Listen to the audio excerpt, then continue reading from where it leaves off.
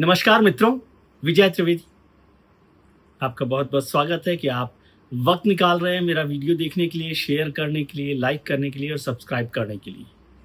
आज बात एक बार फिर से पाकिस्तान के रेफरेंस की।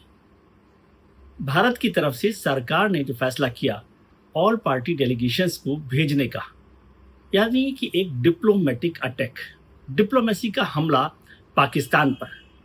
पहले दो हमले तो हो ही गए, आपने देख ही लिए, उसका नतीजा देख लिया। इंडस जो ट्रीटी थी उसको सस्पेंड कर दिया गया, एबियंस में रखा गया, उसका बड़ा नुकसान पाकिस्तान को उठाना पड़ा है। और तमाम तरीके के जो डिप्लोमेटिक रिलेशनशिप थी उसे खत्म किया गया। और उसके बाद ऑपरेशन सिंदूर पाकिस्तान की कमर तोड़ने के लिए काफी था। लेकिन पाकिस्तान अपना तरीके का हंगामा हू हल्ला करता रहता है, उस सब को दूर करने के लिए और दुनिया भर को बताने के लिए कि भारत कितना सही था और ऑपरेशन सिंदूर की जरूरत क्या थी और पाकिस्तान को सबक सिखाना क्यों जरूरी है, भारत एकजुट क्यों है, कैसे है, ये सब जताने के लिए भारत सरकार ने एक फैसला किया कि हम दुनिया भर में अलग अलग डेलीगेशंस भेजेंगे और वो भारत की बात वहां रखेंगे। ये डेलीगेशंस ऑल पार्टी डेलीगेशंस है, यानी देश की तमाम पार्टियों को शामिल किया गया। उसमें 7 डेलीगेशंस बनाए गए हैं।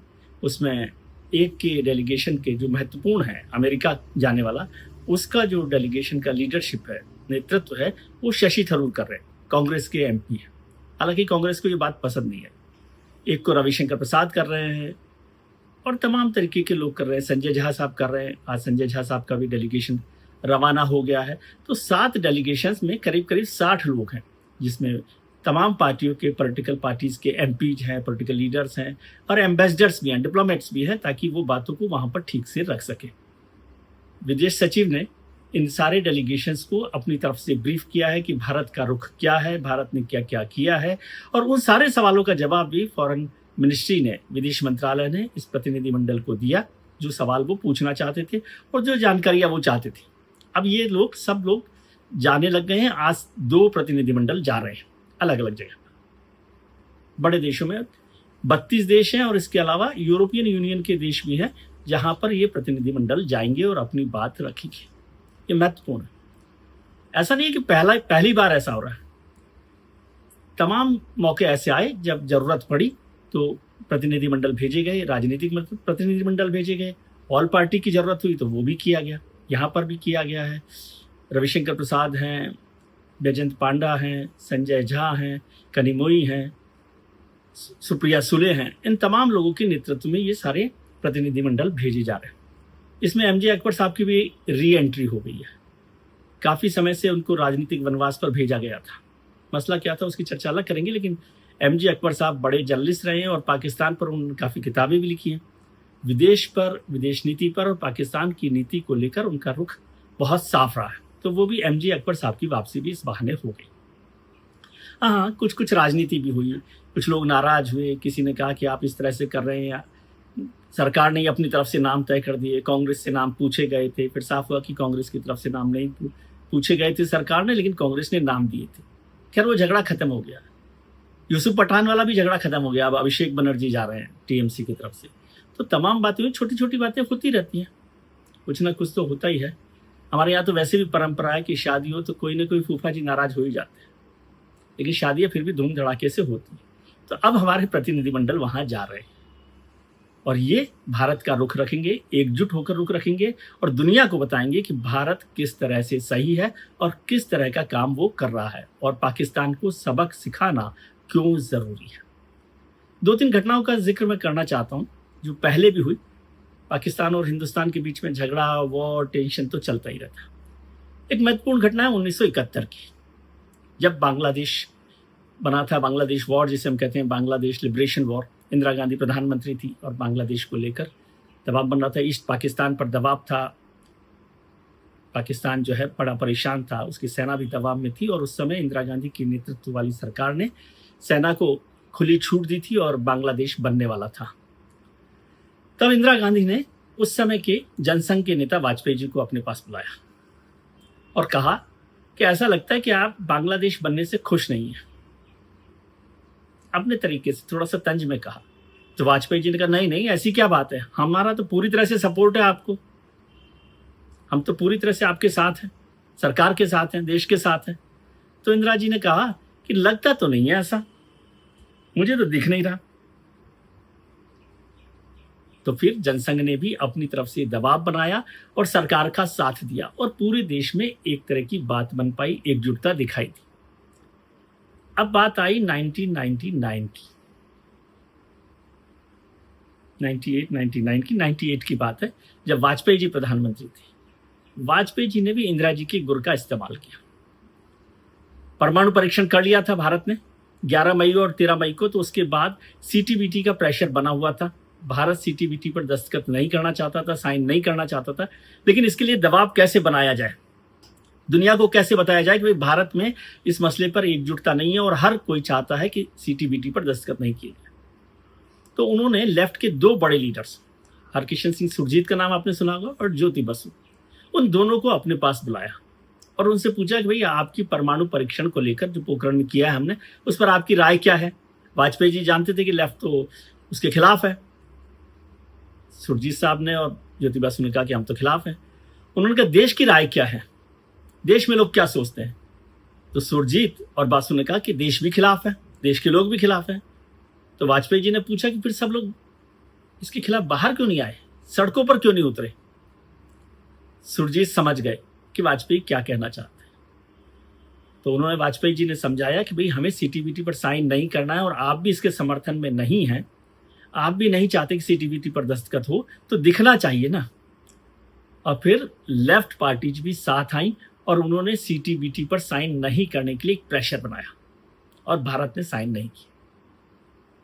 94 की जो चर्चा है उसका भी कर लेना चाहिए। ये बात तो हमेशा होती रही कि 1994 में जब यूनाइटेड नेशंस की ह्यूमन राइट काउंसिल में पाकिस्तान ने प्रस्ताव रखा था, तो प्रधानमंत्री नरसिम्हा राव ने अटल बिहारी वाजपेयी के नेतृत्व में, लीडरशिप में एक डेलीगेशन भेजा, जिसमें फारूक अब्दुल्ला साहब भी थे और सलमान खुर्शीद साहब जो उस समय MOS थे, मतलब राज्य मंत्री थे विदेश के मंत्रालय के, उनके साथ में वो डेलीगेशन भेजा और वहाँ पर पाकिस्तान को विड्रॉ करना पड़ा अपना प्रस्ताव दबाव में, क्योंकि उनको समझ में आ गया था कि वो प्रस्ताव को पास नहीं कर सकते। लेकिन एक और घटना हुई थी उसी दौरान 1994 में ही, फारूक अब्दुल्ला साहब के नेतृत्व में एक और डेलीगेशन प्रधानमंत्री नरसिम्हा राव ने भेजा था, जो यूनाइटेड नेशंस के हेडक्वार्टर गया था। वहाँ पर जब सारी बातचीत हो गई, काम खत्म हो गया, तो इंडियन डेलीगेशन बाहर निकल रहा था। तो वहाँ उनकी मुलाकात हुई पाकिस्तान के यूनाइटेड नेशंस के परमानेंट रिप्रेजेंटेटिव को, जमशीद मार्कर साहब के पास। और उस समय भारत के UN में जो स्थायी प्रतिनिधि थे, परमानेंट रिप्रेजेंटेटिव थे, वो थे हामिद अंसारी साहब, जो बाद में उपराष्ट्रपति बने। तो जमशीद मुनीर ने देखा कि फारूक अब्दुल्ला के नेतृत्व का डेलीगेशन आया हुआ है, तो उन्होंने बड़े तंज में कहा कि आपके यहाँ पर हिंदुस्तान में क्या मुसलमानों के अलावा कोई लोग नहीं हैं? Are there people in Hindustan other than Muslims? उन्होंने तंज में कहा हो, लेकिन ये बात सच है कि हिंदुस्तान में हिंदू हो, मुसलमान हो, बात हिंदुस्तान के हो, तो सब एक साथ होते हैं। और वहाँ पर फारूक अब्दुल्ला ने लीड करके यूनाइटेड नेशंस में अपनी बात को मजबूत तरीके से, दमदार तरीके से रखा, और United Nations human right council में वाजपेयी जी ने रखा। और एक चीज़ और आपको याद दिलाऊं, जब वो टीम वापस हिंदुस्तान लौटी ना, तो ऐसा शानदार स्वागत दिल्ली के एयरपोर्ट पर हुआ था जैसे आजकल हम लोग क्रिकेट का वर्ल्ड कप जीतने की बात करते हैं। तो ऐसा होता रहता है। ये अच्छी बात है, हमारे ये डेलीगेशंस भी जाएं और हिंदुस्तान की जीत को और मजबूत करके आए। अभी तक 4-5-6 बड़ी घटनाएं हुई हैं। पहला जो हुआ पाकिस्तान के साथ, सबसे पहला जो युद्ध हुआ वो था 1947-48 का। तब जवाहरलाल नेहरू ही प्रधानमंत्री थे, कॉन्स्टिट्यूंट असेंबली थी। तो उस समय भी कॉन्स्टिट्यूंट असेंबली ने और प्रधानमंत्री नेहरू ने जितने पार्टीज थी, ऑल पार्टीज थी, उनको बुलाया, उनको कंसल्ट किया और उनको साथ साझा किया कि क्या क्या डेवलपमेंट हो रहा है, और पूरा देश वहाँ पर एकजुट दिखाई दिया। फिर बड़ी घटना हुई 1965 की। उस वक्त प्रधानमंत्री थे लाल बहादुर शास्त्री।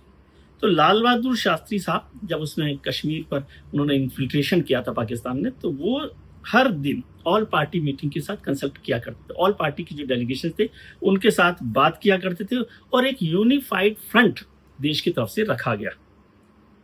उससे एक पॉलिटिकल कंसेंसस नजर आई। फिर बात आई 1971 की। उस वक्त थी इंदिरा गांधी प्रधानमंत्री। तो इंदिरा गांधी ने उस दौरान बहुत सारी ऑल पार्टी मीटिंग्स की और तमाम पार्टियों को ये समझाइश दी कि हमें किस तरह से ये एकजुटता दिखानी है, और पूरा देश उस वक्त भी एकजुट दिखाई दिया और सबने मिलिट्री एक्शन को सपोर्ट किया। उसके बाद हुआ 1999 कारगिल वार। तब प्रधानमंत्री थे अटल बिहारी वाजपेयी।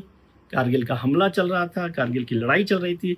उस समय उन्होंने उस दौरान ऑल पार्टी मीट बुलाई और उसमें सारी बातों को रखा और पार्टीज ने सपोर्ट किया कि जो भी सेना करना चाहे उसे करने की छूट दी जानी चाहिए।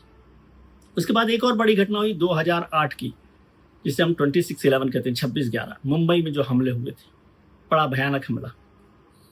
उस दौरान प्रधानमंत्री थे मनमोहन सिंह साहब, और मनमोहन सिंह साहब ने भी उसके लिए ऑल पार्टी मीट्स वहाँ पर की, सभी राजनीतिक दलों से सलाह मशवरा किया और कहा कि भाई इस पर हमें संयुक्त रूप से एक राय रखनी चाहिए। और पूरे देश के राजनीतिक दलों ने एकजुटता दिखाई। और जब 2016 में उरी का हमला हुआ और उसके बाद सर्जिकल स्ट्राइक हुई, तो उसके बाद प्रधानमंत्री नरेंद्र मोदी ने सर्जिकल स्ट्राइक के बाद ऑल पार्टी मीट की और सारी बातों को सामने रखा सभी पार्टीज के साथ। अब भी बहुत सारे दल मांग कर रहे हैं कि प्रधानमंत्री को आकर ऑल पार्टी मीट करनी चाहिए, संसद का विशेष सत्र बुलाना चाहिए। इन सब पर भी चर्चा होती रहेगी, यह होना भी चाहिए। लोकतंत्र में प्रधानमंत्री सभी पार्टियों के साथ बात को रखे, विश्वास के साथ बात को रखा जाए और संसद का विशेष सत्र भी बुलाकर पूरी दुनिया को बताया जाए कि हिंदुस्तान एकजुट है।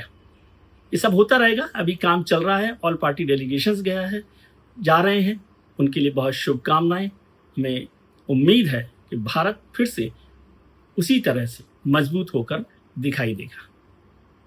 आज के लिए इतना ही। नमस्कार। यदि आपको ये वीडियो पसंद आया है तो शेयर कीजिए, लाइक कीजिए और सब्सक्राइब कीजिए। आप अपना ख्याल रखिए, उनका ख्याल रखिए जो आपका ख्याल रखते हैं। दोस्तों, परिजनों और रिश्तेदारों के साथ मस्त रहिए, खुश रहिए। शुक्रिया।